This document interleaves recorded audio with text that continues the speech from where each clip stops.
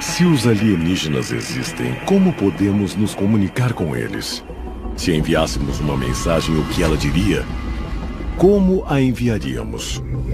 Duas organizações têm a missão de vasculhar a vastidão do espaço em busca de sinais de vida extraterrestre. Mas se leva centenas, milhares e até mesmo milhões de anos para a luz de estrelas distantes chegar à Terra, quanto tempo levaria para que um alienígena respondesse aos nossos chamados? Será que há alienígenas fazendo contato conosco neste exato momento? Junte-se a nós para investigar como os cientistas enviam e recebem comunicação alienígena.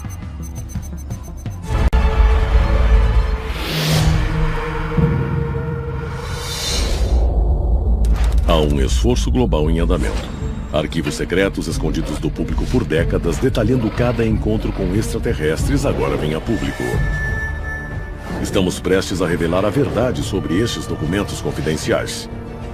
Descobrir o que o governo não quer que você saiba. Este é o Alienígenas, expondo os maiores segredos do planeta Terra.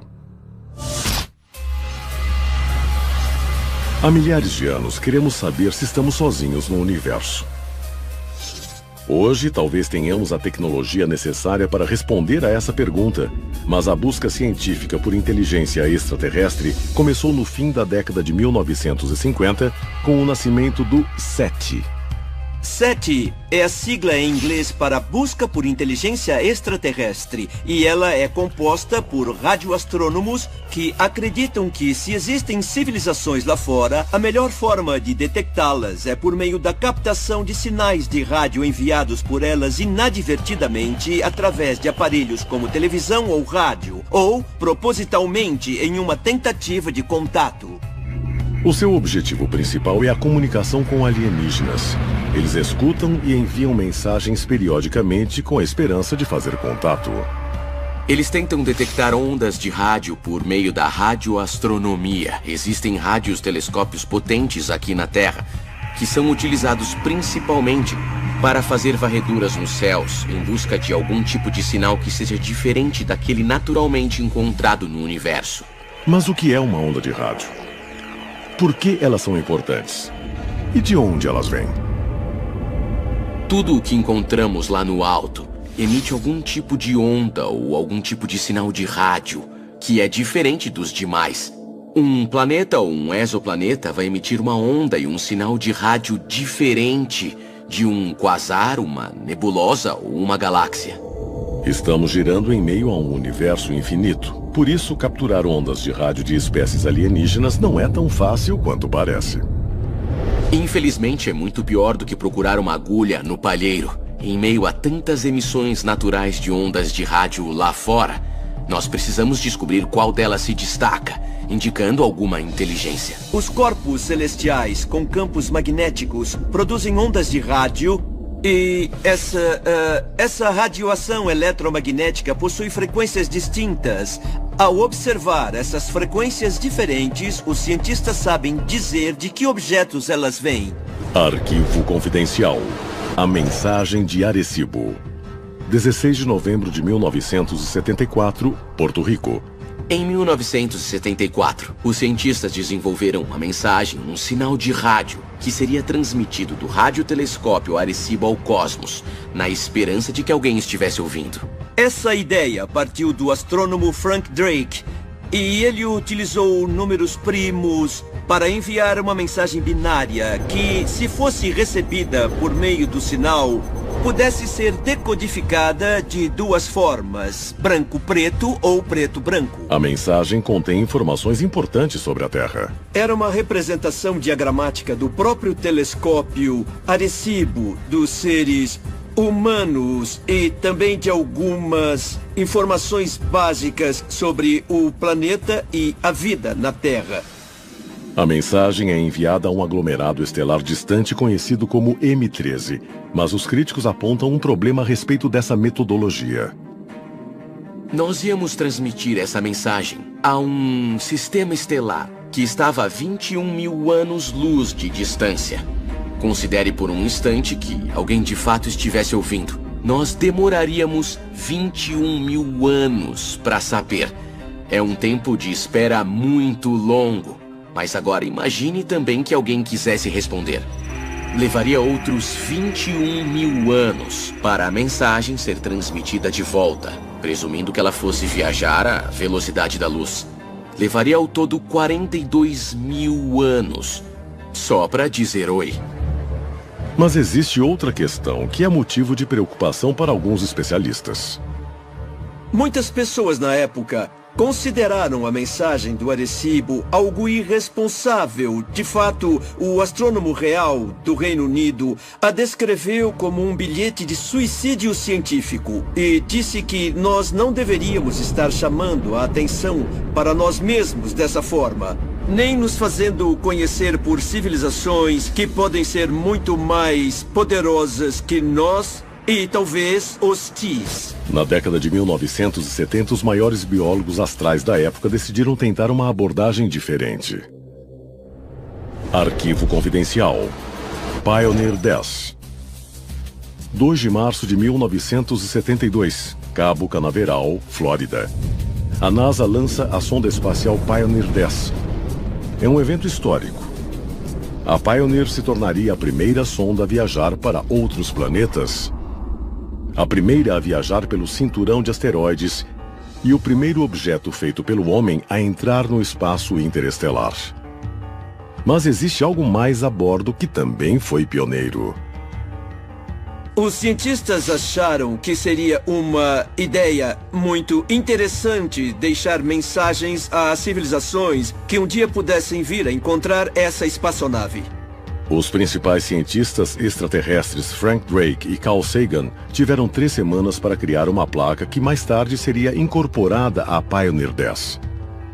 Eles criaram uma placa que era de natureza visual e mostrava um homem e uma mulher humana. Mas também havia imagens que continham um pouco sobre a nossa civilização, informações técnicas que ilustravam a posição do nosso Sol na galáxia e também informações sobre DNA e ainda sobre os primórdios da evolução humana. Portanto, para todos os efeitos, tratava-se de uma mensagem da humanidade para as estrelas. Apenas 5 anos mais tarde, a NASA envia outra sonda, mas desta vez com uma mensagem gravada. Arquivo confidencial. Voyager 1. 5 de setembro de 1977, Cabo Canaveral, Flórida. O programa Voyager seria mais um passo na tentativa de comunicação com alienígenas. Em vez de uma placa visual como a da lateral da Pioneer, a Voyager tinha um disco de ouro. Sua forma era a de um disco, para que um dia, talvez, civilizações alienígenas que os encontrassem pudessem tocá-los. E havia uma série de imagens e sons que, basicamente, tentavam resumir a vida na Terra. O disco de ouro da Voyager tentou sintetizar a vida na Terra e toda a sua biodiversidade. A principal intenção com o disco da Voyager era dar a eles uma parte de nós, na qual fosse possível ouvir quem e o que somos. Eles poderiam basicamente ver quem e o que somos, poderiam entender a vida aqui no planeta Terra, poderiam até encontrar o planeta Terra. Havia cenas da vida cotidiana, música, mas também eu acho que um tipo de testamento do planeta Terra e da raça humana de quem somos. Mas muitos na indústria espacial não gostaram de ver a NASA falando por toda a humanidade. Algumas pessoas dizem que nem deveríamos fazer isso, que o universo pode ser um lugar perigoso e não deveríamos alardear nossa presença a civilizações mais desenvolvidas. Outros consideram os argumentos contra a transmissão de mensagens inúteis porque o planeta Terra já é uma civilização facilmente detectável. Se nós enviássemos uma mensagem, o que diríamos? E quem deveria dizê-la? Quem realmente é o porta-voz do planeta Terra? Deveríamos enviar um simples cumprimento ou um convite para fazer contato? Nós estamos dando a eles um mapa com a nossa localização exata, mas eles podem ser maliciosos, podem ser nossos inimigos. E nós queremos enviar um esquema de todo o nosso modus operandi aos inimigos? Claro que não. Com a placa, o disco da Voyager, as mensagens enviadas ao espaço. Isso é basicamente o que estamos fazendo. A NASA não é a única organização que tenta se comunicar com civilizações extraterrestres. Outros cientistas enviam mensagens de ondas de rádio e físicas às estrelas distantes há décadas. Os cientistas acreditam que as ondas de rádio são a melhor forma de receber e talvez até mesmo enviar mensagens entre civilizações. Primeiro porque elas ocorrem de forma natural, então seria lógico observá-las no universo e pensar: ei, talvez possamos usar isso. O ponto crítico é que podemos codificar informações dessa forma. Mas os cientistas que enviam mensagens ao espaço também esperam uma resposta. Arquivo confidencial. O sinal UAU. 15 de agosto de 1977, Universidade Estadual de Ohio, telescópio Big Ear. Possivelmente a melhor evidência de uma civilização alienígena surgiu em 1977, quando radioastrônomos detectaram no telescópio Big Ear um sinal que parecia ter todas as características que os cientistas esperariam de um sinal artificial. Quando isso aconteceu, os cientistas não estavam voltados para as telas, pois era um horário considerado de inatividade, era no meio da noite. Os cientistas só notaram na manhã seguinte. Às 11h16 da noite, o Big Ear registra um sinal 30 vezes mais alto que os sinais de ocorrência natural. 72 segundos depois, ele para abruptamente. O astrônomo de plantão, quando isso foi detectado, ficou tão chocado com o fato que escreveu a caneta na impressão do computador: "Uau!" e o sinal de exclamação à margem, porque para ele isso era exatamente o que a SETI estava procurando. Eles tentaram encontrá-lo novamente, mas ele não se repetiu, o que é algo que se espera de uma mensagem inteligente. Eles poderiam simplesmente ter transmitido a mensagem de uma vez e não tê-la repetido, não temos certeza. Mas isso fez culminar o interesse do cientista e virou uma lenda na SETI desde então. Será que isso significa que o sinal não era de um planeta alienígena, mas de uma nave alienígena? Isso explicaria o fato de não ter se repetido. Ao longo dos anos, a SETI detectou outros sinais promissores. Mas até agora, as tentativas de decodificar as supostas mensagens não deram resultado. Aconteceu um incidente similar em 2010. E ele foi chamado de um novo sinal UAU. O sinal era diferente de tudo o que eles já tinham detectado antes. Ele não foi reconhecido como uma galáxia, ou uma nebulosa, ou um pulsar, ou algo possível de se explicar. Então, eles tentaram encontrá-lo novamente, procurando pela mesma área no céu e esperando que o sinal se repetisse. Mas, infelizmente, não aconteceu. O novo sinal UAU é incomum porque foi descoberto em uma frequência conhecida por ser inaudível. Há uma parte muito silenciosa do espectro, conhecida como janela d'água, e objetos naturais não tendem a radiar nessas frequências. Então, os cientistas da SETI disseram que se você quisesse detectar uma mensagem, esta seria uma parte muito óbvia do espectro para estudar. Finalmente, ele pareceu emanar de muito perto de uma estrela próxima que algumas pessoas dizem que talvez seja o lar de um planeta onde possa haver algo na chamada zona habitável. Mas os críticos dizem que o sinal UAU poderia ter sido emitido de um dos nossos satélites.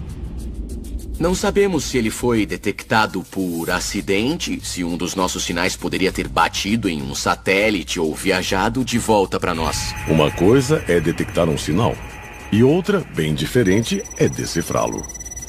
Para de fato entender como vamos conversar com uma civilização extraterrestre, os cientistas vêm analisando a comunicação da vida aqui na Terra. Alguns cientistas veem a possibilidade de compreender a língua, se é que é possível chamar assim, das baleias e dos golfinhos, como um primeiro passo para talvez decifrar uma linguagem extraterrestre.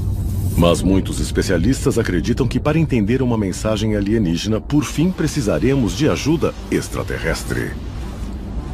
Se eles quisessem que detectássemos o sinal deles e o decodificássemos, o que seria a intenção, eu acredito que uma civilização alienígena iria querer facilitar nosso trabalho. Eles certamente não mandariam um quebra-cabeça, mas sim uma pedra de Roseta, o essencial.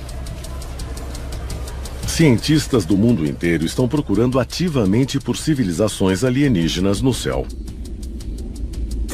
Mas por que nunca ocorreu um avanço na comunicação com inteligência extraterrestre? Em 2003, o telescópio espacial Hubble realizou um estudo surpreendente. O Hubble apontou sua câmera para um pequeno ponto específico no céu, que era basicamente escuro. Os cientistas acreditavam que não existiria nada ali.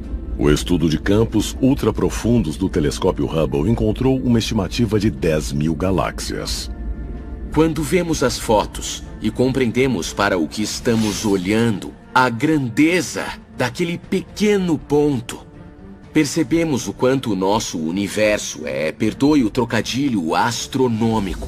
Sem dúvida, isso prova que conseguir encontrar vida inteligente nesse universo é uma questão de sorte. Os cientistas da SETI não consideraram o aparente silêncio do cosmos um sinal de falha. Isso é exatamente o que eles esperariam, mas eles dizem que a tecnologia está chegando a um ponto em que, se existem outras civilizações lá fora, espera-se que elas sejam encontradas nos próximos anos. Mas muitos cientistas também argumentam que o fato de encontrar vida inteligente no universo provavelmente significa que ela será mais evoluída, o que pode ser um dos nossos maiores problemas. Existe uma certa ironia de que, conforme as civilizações progridem, elas se tornam mais reservadas e não mais chamativas. Percebemos isso na transição da tecnologia analógica para a digital. Na verdade, a digital produz muito menos sinais de rádio detectáveis a distâncias interestelares. Pode ser difícil detectar civilizações alienígenas avançadas por meio de ondas de rádio convencionais, a menos que, como nós, elas estejam tentando se comunicar de propósito. O sinal lógico é uma sequência de números primos. As chances de isso acontecer naturalmente são, é claro, infinitamente pequenas. Logo, se detectamos um sinal de rádio, que é uma sequência de números primos, isso grita que existe uma civilização por aí tentando chamar a nossa atenção. Talvez um dia, em um futuro não muito distante, um de nossos sinais seja ouvido por uma civilização alienígena. Os críticos da SETI dizem: vamos lá, esta organização está cheia de cientistas brilhantes que procuram há anos e jamais encontraram algo. Mas a busca está apenas começando. Este é o Alienígenas, expondo os maiores segredos do planeta Terra.